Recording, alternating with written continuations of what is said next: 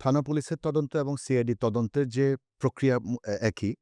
কিন্তু CID apex investigating agency হিসেবে সিআইডির যে তদন্তকারী কর্মকর্তা যারা, তারা আ থানা পুলিশে যারা আছেন, অ্যা তাদের থেকে একটু আমি বলব বেটার অবস্থানে আছেন। তার কারণ হচ্ছে সিআইডি আমাদের যে supported by so many physical uh evidence, যেমন ফরেনসিক ল্যাব, যেমন আমি আগে বলেছি ডিএনএ, যেমন সাইবার পুলিশ সেন্টার। তো এই যে সাপোর্টগুলো, আমাদের কেমিক্যাল ল্যাব আছে মহাখালীতে। এই সাপোর্টগুলোর কারণে আমাদের সিআইডির যে ইনভেস্টিগেটর যারা আছে তারা এই সুবিধাটা খুব দ্রুত নিতে পারে। যেমন থানাগুলো দেখা যাচ্ছে যে একটি আননোন ডেড বডি পেল। সেই আননোন ডেড বডিটা থানা থেকে সিআইডিতে সেটার যে ডিএনএ এনালাইসিস এর জন্য, নমুনা পরীক্ষার জন্য আসবে।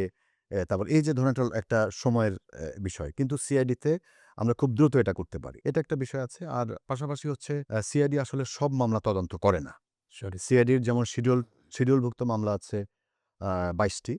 তো যখনই সিআইডির আ আ শিডিউলভুক্ত মামলা কোনো থানায় আ রেকর্ড হয়, তখন সিআইডি আ আ আ ইচ্ছা করলে সেই শিডিউলভুক্ত মামলাগুলি সরাসরি কিন্তু সিআইডি নিয়ে নিতে পারবে তদন্তের জন্য।